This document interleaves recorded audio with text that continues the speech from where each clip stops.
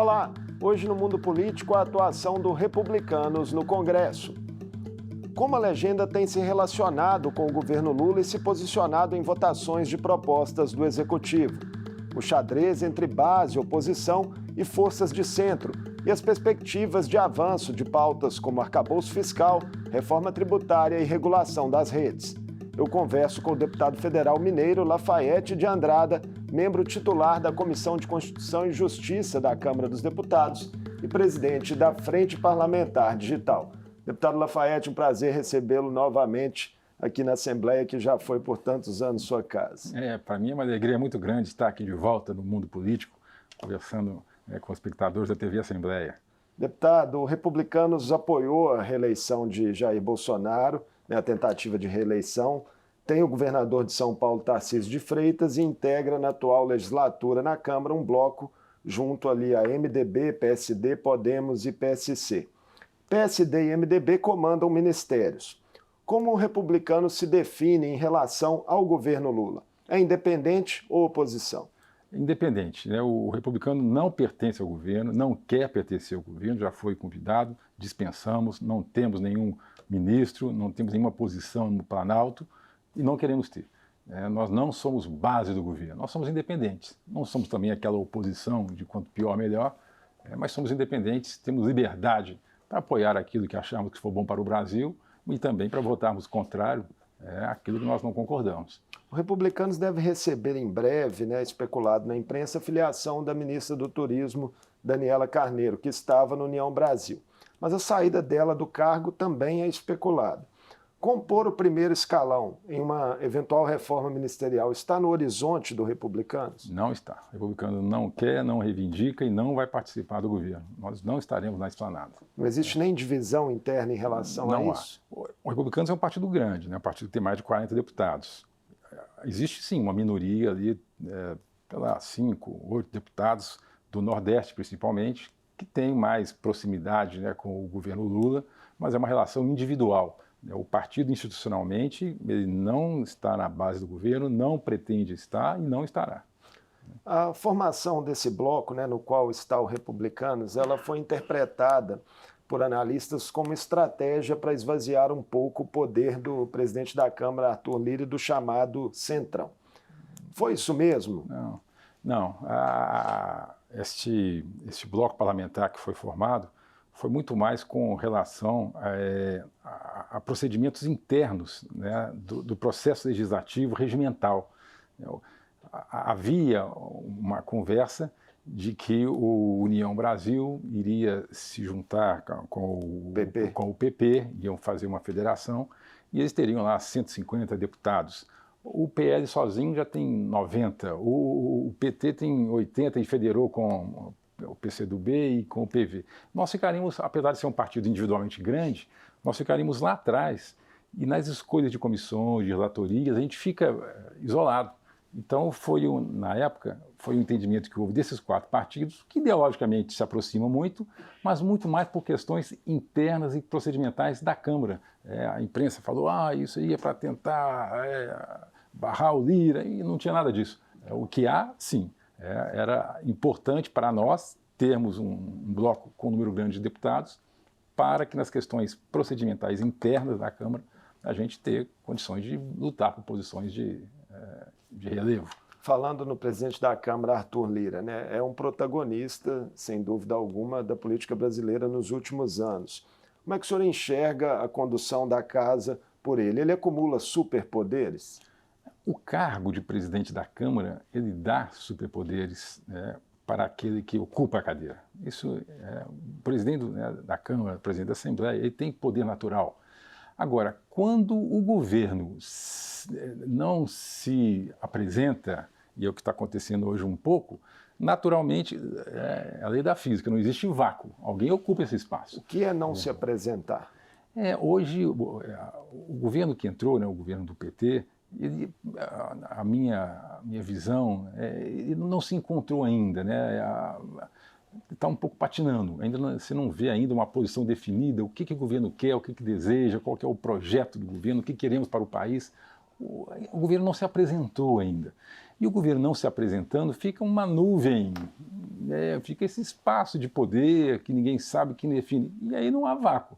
E ele, o presidente da Câmara, Arthur Lira, é um homem inteligente, é um homem preparado, deputado experiente, e ele acumula o poder de ser presidente da Câmara. Isso naturalmente vai dando a ele mais poder. O governo não se apresenta, alguém ocupa esse espaço.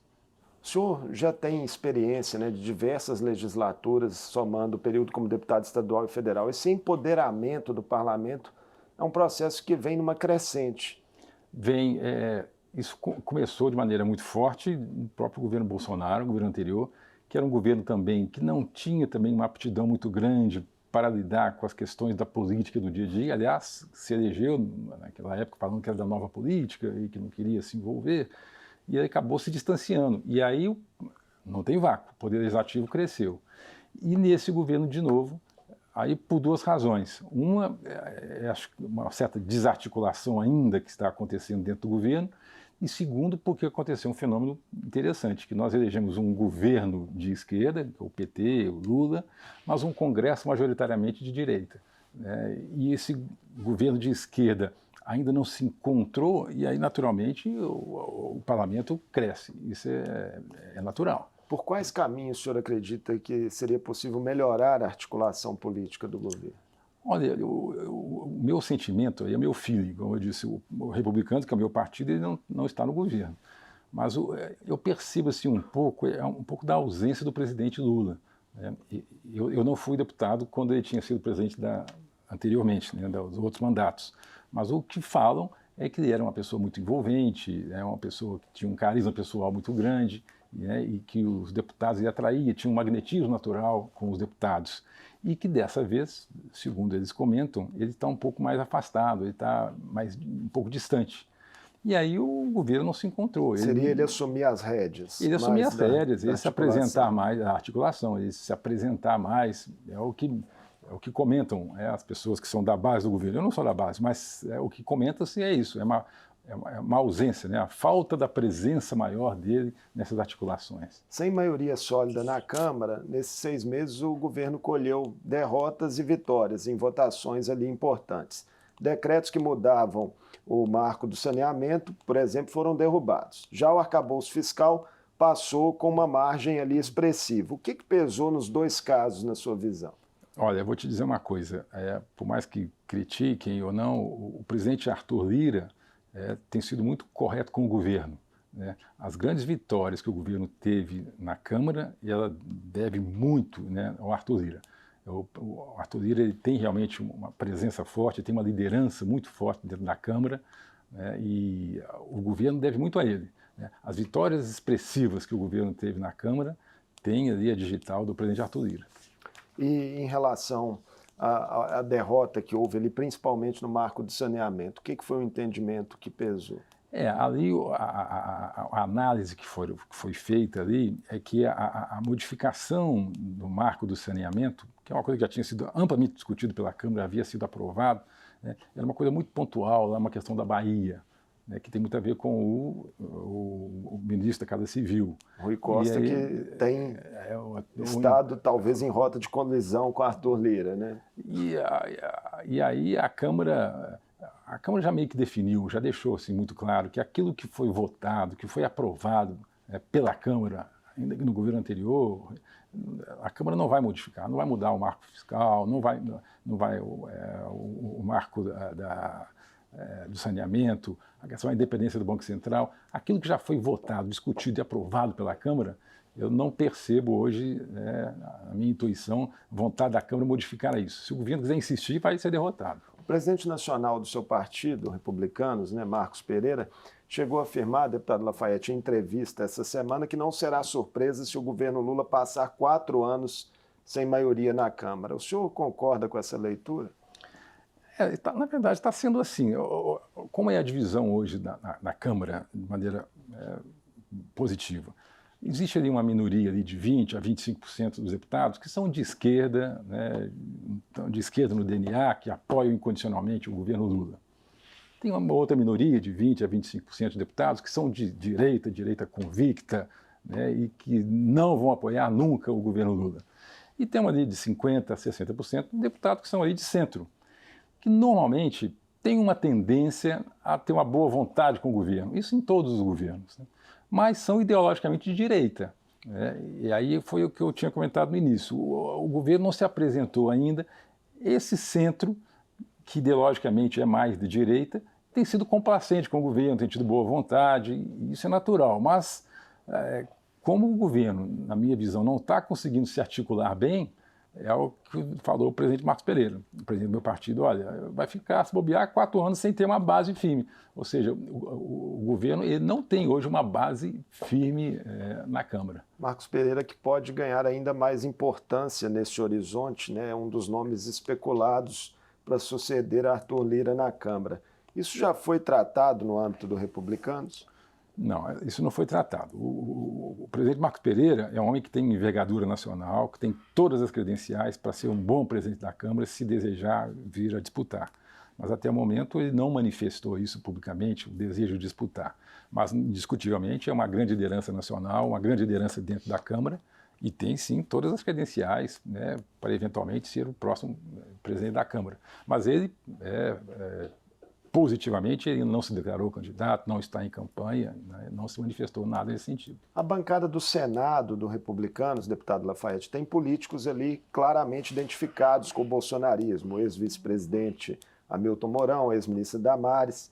Há divergências de posicionamento da legenda nas duas casas? Não, o Republicano é um partido bastante homogêneo nesse sentido, ele vota sempre em bloco, tem uma harmonia muito tranquila, né? Não há divergência entre os republicanos do Senado com os republicanos da Câmara, de forma nenhuma. Entre, né, dificuldades políticas que a gente já tratou aqui nessa entrevista, né, que o governo vem tendo na articulação, e uma melhora recente aí de índices de economia, como é que o senhor avalia, de forma geral, a largada do governo Lula até aqui? Olha, como eu comentei antes, eu ainda não, assim, não percebo, né, ainda assim, claramente, né, uma direção exata. Para onde queremos ir, qual é o projeto de governo, o que se pretende exatamente, né? A gente percebe que a coisa vai indo mais ou menos na correnteza, né? O ministro Haddad, da Fazenda, ele, por questões pessoais, tem, né, É uma surpresa positiva a atuação dele? É uma boa surpresa, né? É um homem inteligente, foi prefeito de São Paulo, né? É um estudioso. Parece que os índices aí estão dando aí um certo suspiro, mas muito também em função de que estamos colhendo hoje muito do que foi feito antes. Então a gente não tem ainda condições de perceber, né, se efetivamente os resultados que nós estamos colhendo hoje são frutos de políticas desse governo ou se são ainda, me parece que sim, ainda são repercussões, consequência do que foi feito no governo passado, porque essas consequências sempre demoram 6 meses para acontecer. Então daqui a 6 meses é que nós vamos começar a sentir efetivamente, né, o que o governo está semeando, né? Nós vamos colher daqui a 6 meses, 1 ano. Aí nós vamos ver realmente o que foi feito e se os resultados são positivos. Na execução de políticas públicas, né, além dos programas do Executivo, tem também sempre a questão das emendas parlamentares que chama muita atenção. Como é que tem sido operacionalizado o pagamento nesse início de gestão e se esse jogo de governabilidade, na visão do senhor, mudou em comparação com o chamado orçamento secreto que vigorava, né, até então? O que se chamou de orçamento secreto eram emendas que a Câmara podia fazer de maneira mais discricionária, né, o próprio presidente da Câmara. Isso aconteceu em uma legislatura, né, porque depois o Supremo Tribunal entendeu que aquilo não devia ser dessa maneira, a própria Câmara e o Senado aprovou um projeto de lei de resolução disciplinando, né, o orçamento da União. Então esse orçamento chamado orçamento secreto ele não existe mais. O que há, então, é o orçamento impositivo, que é claro e transparente, e o governo atual tem, em certo aspecto, mantido aí um cronograma mais ou menos como o governo anterior mantinha e que todos os governos mantêm, do pagamento das emendas que são impositivas, né? Ele tem que ter essa programação. E o governo razoavelmente, vem cumprindo a programação das emendas impositivas. Ainda existe esse jogo de concentrar pagamentos perto de votações importantes? Às vezes acontece, mas assim, o governo é muito mais poesia, vamos dizer assim, é muito mais narrativa do que realidade, né? O que está sendo pago hoje são consequências, né? São as emendas do ano passado, que já estavam lançadas, né? Que já estavam orçamentadas, já tinham sido devidamente já contabilizadas. Então, olha, teve a votação, mas liberou não sei quanto, parece que está dando de presente. Nada, você vai olhar, são emendas que eram do ano passado, que estão sendo pagas. Então não teve, até agora não houve esse tipo de barganha, isso não percebi. Volto a insistir, o meu partido não pertence à base, né? Então... O fato é que a Câmara, né, tem travado, né, nesse contexto, discussões importantes, uma delas do arcabouço fiscal, que está no Senado e que deve voltar para a Câmara após algumas modificações ali dos senadores. Como é que o senhor tem visto os rumos dessa matéria? O arcabouço, né, foi votado na Câmara, foi aprovado com larga maioria, e a Câmara aperfeiçoou muito o projeto original do governo, e acho que ficou um projeto bastante razoável. O projeto original não era, e as modificações que a Câmara fez deram um arcabouço positivo. Mas eu volto ao que eu tinha falado no início, né? Como existe uma certa insatisfação da articulação do governo, então todas as votações que são importantes para o governo acabam sendo difíceis, né? Porque há uma certa insatisfação, não há articulação. O que eu percebo, a minha intuição, é que como não há um norte definido, há desencontros entre o governo, né? A Casa Civil, os ministros, chamados ministros da Casa, né, que ficam no Planalto e que deveriam fazer essa articulação, eles não têm, a gente percebe muita força com a esplanada, com os ministérios, né, que era o que se esperava. Aqui é articulação política. O que se define aqui dentro, né, do Planalto é a política que os ministros devem fazer, devem executar.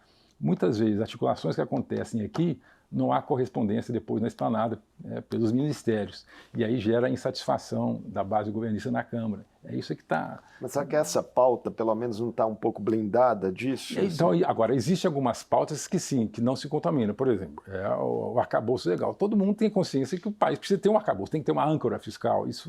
Senão nós não sobrevivemos. E aí a discussão foi muito mais técnica do que ideológica, né? Daí que foi aprovado com ampla maioria, porque tínhamos um texto razoável e fugiu dessa briga ideológica, ou governo-oposição, porque havia um sentimento da necessidade que o Brasil tem de ter um arcabouço, ter uma âncora fiscal. O próprio Ministério da Fazenda não se opôs às modificações feitas na Câmara. As articulações que aconteceram foram muito positivas, o Ministério da Fazenda participou ativamente com seus técnicos junto do governo, junto da Câmara, as lideranças da Câmara, e construíram juntos um texto que ficou bastante razoável. Reforma tributária é outro tema quente na Câmara. Esse é espinhoso. Pois é, com diretrizes da proposta já apresentadas por um grupo de trabalho.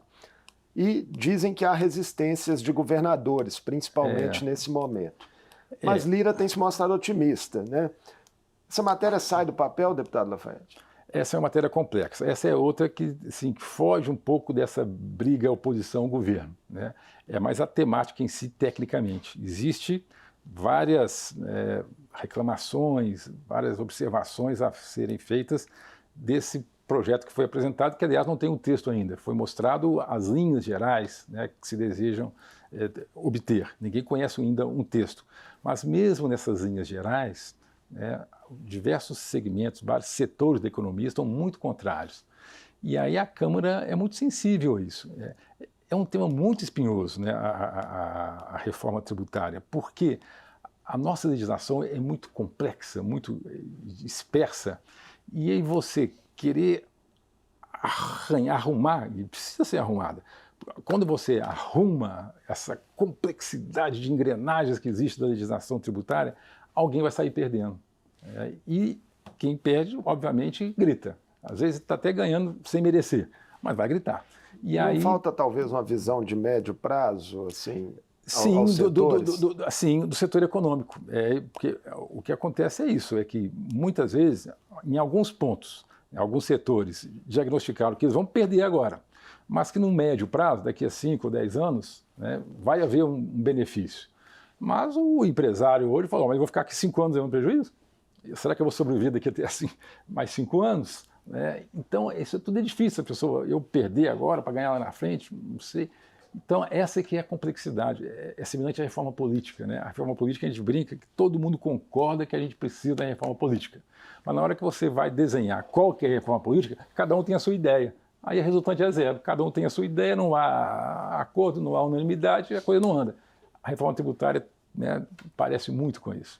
Mas será que sai no primeiro semestre? Lira está otimista. Pois é, o primeiro semestre já estamos aí às portas do final do primeiro semestre. Né? A Câmara vai até metade de julho, nós já estamos já praticamente entrando no mês de julho.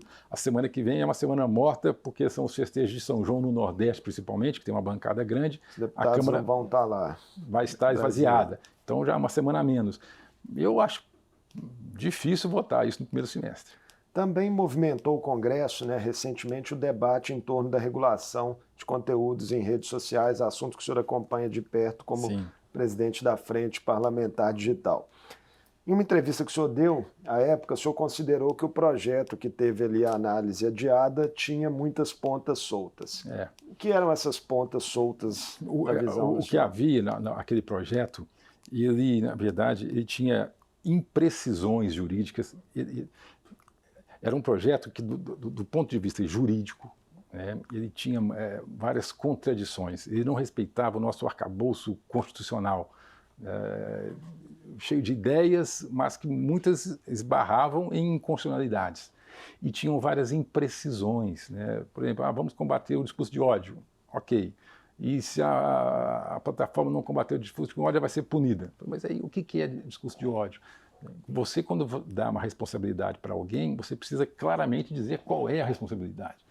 E o projeto não tinha isso, ele tinha um conjunto de ideias, mas não tinha claramente o que você tem que fazer para não ser punido. O projeto não trazia isso. Né? E em alguns momentos ele tinha algumas contradições, né? E até mesmo esbarrava em algumas ilegalidades. Foi um projeto que foi rejeitado. E, embora não tenha sido votado, a Câmara rejeitou e o presidente Arthur Lira, percebendo que seria rejeitado, entendeu de não colocá-lo em votação. Compete agora ao relator, que é um deputado muito sensato, eu gosto dele. Deputado Orlando Silva é um bom deputado, é um deputado sério. Então compete a ele como relator agora redesenhar o projeto, refazer. Nós apresentamos uma proposta alternativa, né? Nós apresentamos um texto substitutivo, com uma visão bastante diferente, com uma visão mais no sentido propositiva, de fazer uma integração das funções do poder público com as próprias plataformas, para juntas combaterem a criminalidade da internet. Nós buscamos a expertise das plataformas junto com as obrigações que são do governo, do poder público e que são indelegáveis, para trabalharem juntos para combater a criminalidade da internet. Agora, a atuação das plataformas, né, em relação ao projeto chateou muito o presidente da Câmara, Arthur Lira. Né? As grandes plataformas, elas tiveram uma reação muito enérgica ali. Porque o projeto era uma outra, na minha visão, uma falha do projeto, é que ele era muito direcionado a elas, grandes plataformas. Esse projeto alternativo que nós apresentamos era um projeto para a internet. Então, exemplo, é para serviços da internet, serviço de mensageria, essa é a nossa alternativa. O serviço de mensageria tem que ter esses critérios para poder funcionar. O projeto que havia era direcionado para essa plataforma. A hora que você regulamenta somente algumas plataformas, as outras estão livres. A criminalidade, eu fui secretário de Segurança, quando você regula demais uma determinada espécie, a criminalidade vai para outras. Então, o nosso projeto alternativo, ele regula a internet, os serviços, independente de quem o promove, se seja grande, seja médio ou seja pequeno. Estamos chegando na reta final da nossa conversa, mas queria, antes de encerrar, perguntar ao senhor, né, em Minas o Republicanos integra a base do governo Zema. Como é que tem sido o diálogo entre o Executivo Estadual e a bancada federal mineira em Brasília, se já tem ali prioridades delineadas, por exemplo, para a questão das emendas de bancada? Recentemente o governador esteve em Brasília, reuniu toda a bancada mineira, não só a dos republicanos, e expôs, né, as principais diretrizes do governo, aquilo que ele desejava e que pedia aos deputados que nas emendas de bancada desse uma prioridade. A relação do governo Zema com a bancada federal como um todo tem sido uma relação muito cordial, e o Partido Republicano também. Mas o Partido Republicano, no que se refere à sua conduta com o governo estadual, ele segue, obviamente, mais a orientação aqui da bancada estadual. O senhor vê o governador como um nome com potencial para planos nacionais? É um nome, né? Minas Gerais sempre tem um peso forte, né, nas eleições. O governador Zema não pode disputar mais a reeleição, está indo para o segundo mandato. Obviamente é um nome nacional. Minas Gerais, governador de Minas, sempre é um nome nacional, sempre é uma possibilidade, né, de vir como candidato. Deputado Lafaiete Andrada, muito obrigado por essa conversa conosco no Mundo Político. A gente agradece. Para mim é uma alegria retornar aqui para falar aqui na Assembleia Legislativa. Foi um prazer recebê-lo. Conversei com o deputado federal Lafaiete de Andrada, do Republicanos. Falamos sobre a relação de seu partido com o governo Lula, o jogo de forças entre base, oposição e legendas de centro e as perspectivas das discussões no Congresso sobre arcabouço fiscal, reforma tributária e regulação das redes. O Mundo Político fica por aqui. Obrigado por nos acompanhar e até o próximo programa.